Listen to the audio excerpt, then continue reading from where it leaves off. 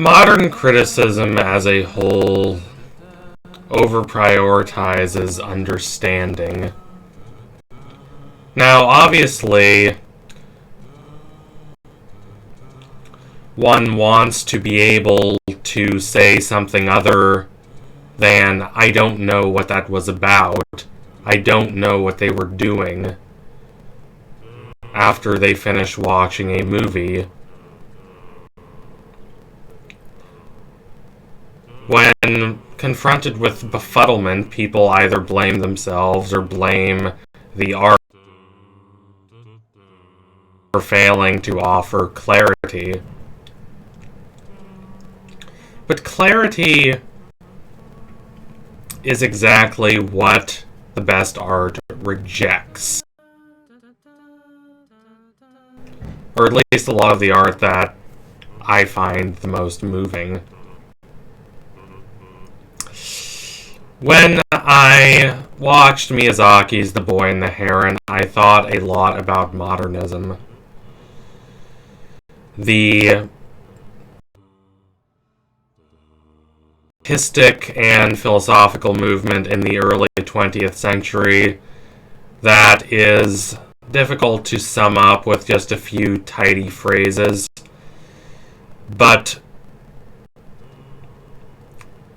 suffice it to say, they used modern techniques, new forms, new ideas, new strategies to grasp at some semblance of meaning and unity in a world wherein faith in progress, faith in connectivity, faith in community had all failed and left behind a smattering of ruins.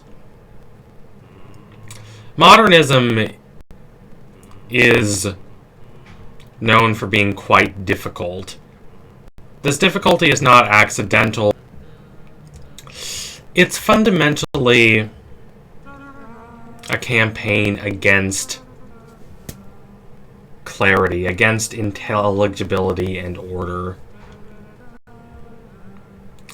It is fundamentally a belief underlying modernism that the only way to attain understanding of the essence of an experience, look away from the obvious, the overt, the superficial. The difficulty of modernism fundamentally deactivates that initial level of comprehension and understanding. Instead of seeing in Yeats something familiar, something known, the mind perceives the unknown and the unfamiliar, and so, instead of relying on conventional attitudes and ideas, the individual has to be immersed into the actual fractured, poignant experiences of the work. And so that intentional obfuscation from a sort of clarity, a sort of initial order and intelligibility,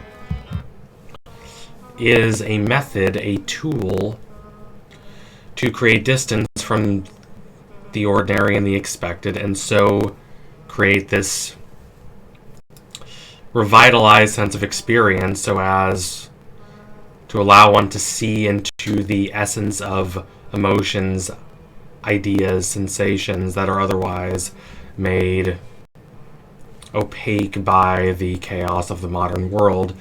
The Boy and the Heron works very similarly. And I'm not only saying that because the central symbol, the tower, is one of Yeats's favorite symbols, one that can be found all throughout his poetry.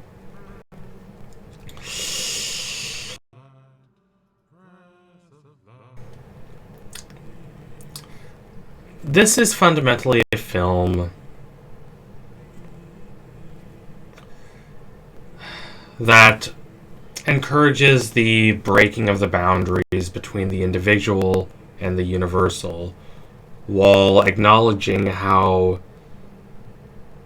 chaotic the perception of the individual can be and how difficult it is to see outside that individual perception in such a fragmented, broken, charred world. It's a film about grief, about loss,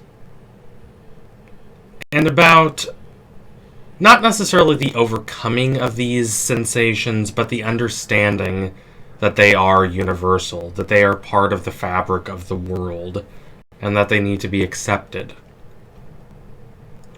A big part of modernism is the embrace of myth. Not myth as a reactionary technique, a idea to completely ignore the chaos of the modern world. That's not it at all. It's about seeing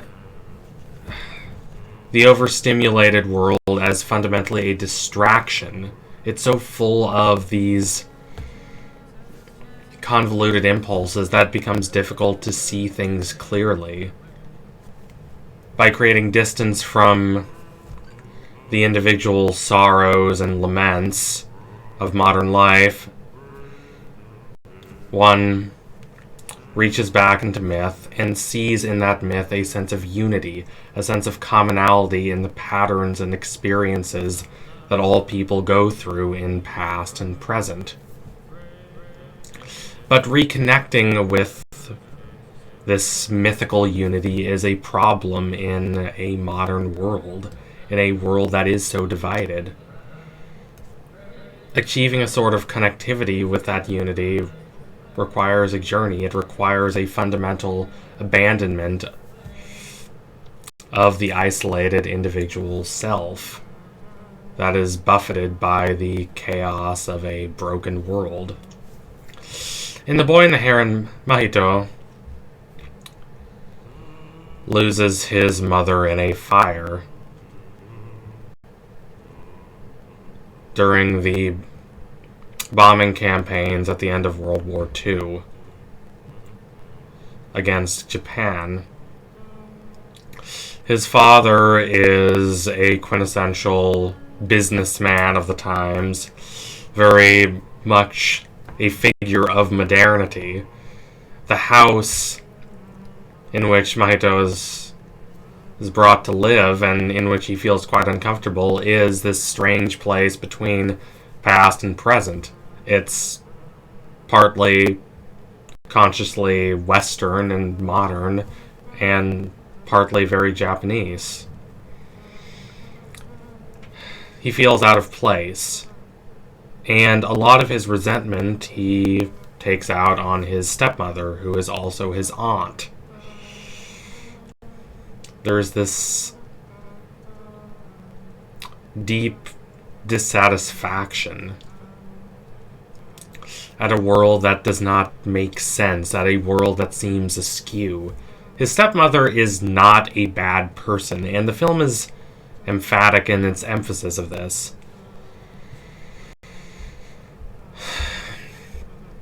But she is, for him, the fundamental lightning rod of all his angst, of all his despair at a world that does not cohere, that now lacks any sort of cohesive fabric. And so he goes to the tower. He's lured there by the Heron. He wants to try to see his mother again, and he does in a strange way.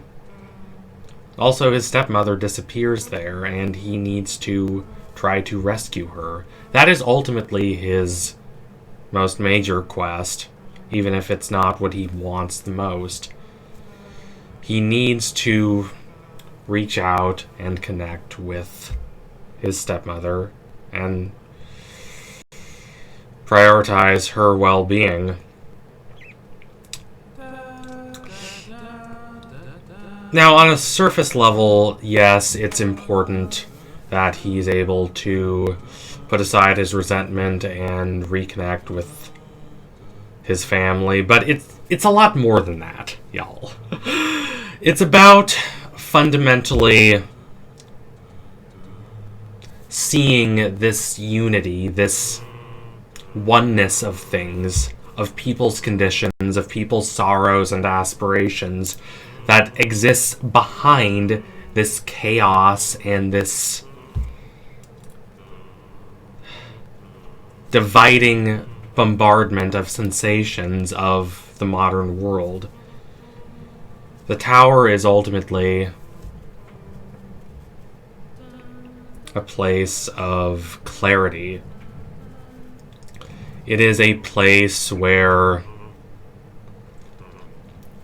everyone's lives are interconnected.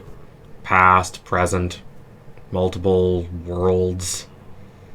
His mother, he sees as a young girl about his age, and she is a fire priestess in this strange underworld through which Mahito goes.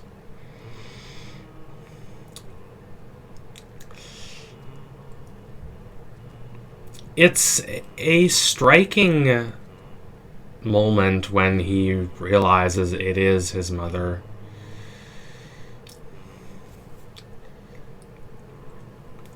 It demonstrates him understanding this series of connections and series of patterns that underlies life. This is not simply accepting on an abstract level that everyone goes through the same things, the same feelings, the same sensations.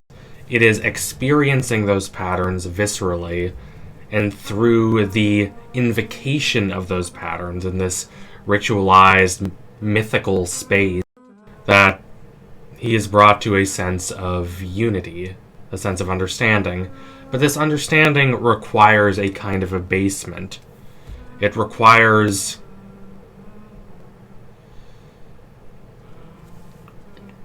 a psychological rejection of excuses, a psychological rejection of individual egotism and ambition. That's a hard route for him to go to. Diving into myth, reconnecting with it as a fractured modern person who has suffered so much loss, ultimately means looking inside himself and rejecting his own delusions. And that is a difficult process. Again, the point of reconnecting with this mythic unity underlying individual lives is not to arrive at one answer, one conclusion, but to ultimately ascertain a greater understanding of everyone's frailty and everyone's weakness.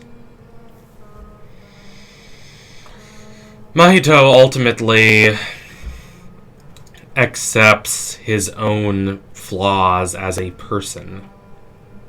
He tries to injure himself and succeeds at injuring himself quite badly so he doesn't have to go to school. So he doesn't have to face a world he fundamentally rejects and views as unfair and harsh. And by the end of the film, he accepts that that is a fault. That he is guilty of clinging to these delusions of blocking himself off from the world as it is, of trying to retreat into these narratives where he can have what he wants. He does not want to confront the outside world, and he wants his mother back. And ultimately, this strange, surreal space inside the tower gives him glimpses of what he wants. It gives him glimpses of this kind of power and control that he lacks. It gives him glimpses of having his mom back, only to force him to understand that he ultimately needs to reject his pride and his egotism. He needs to understand that the world inevitably goes on these patterns, inevitably goes on these primordial structures that have always existed. People discover them for themselves in their own ways, and in the modern world, those structures pop up in these strange and oblique ways, but they're still there, and connecting with them creates a sense of understanding, but it's not a sense of safety, it's not a sense of clarity, it's not a sense of certainty. It is rather a sense of the self as being fundamentally small and limited and incapable of understanding a much vaster world, and being okay with that and accepting human frailty and human limitation. He rejects his great uncle's offer to create this new world when he reaches the top of the tower, because he understands his own imperfection as a human being. No person is perfect enough to create that world. No person is perfect enough that they can simply project this imagined dream world about what they want to be and have it be an ideal world for everyone. The great uncle is ultimately somber and melancholy despite his immense power. He is a great inventor, a great creator, and yet at the same time he is a prisoner of his own ambition and his own avarice, and he knows that. Mahito ultimately rejects the ambition to create this perfect world and accepts the patterns and structures that underlie everyone's lives, whether it's his, whether it's his great uncle's, whether it's his mom's. That world is not a fair world necessarily. In fact, it can be quite a cruel world. But it is a world that inevitably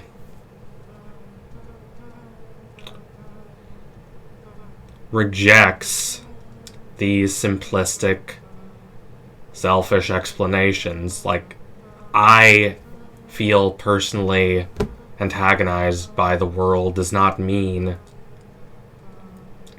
that the world is vile and unjust. Now, it doesn't mean the world is just either. It simply means the world is as it has always been, that it moves along these same paths, these same rituals, these same kinds of experiences that people, if they watch closely, will see that they inevitably go into. They feel the same kinds of passions and hopes and yearnings and disappointments and sufferings.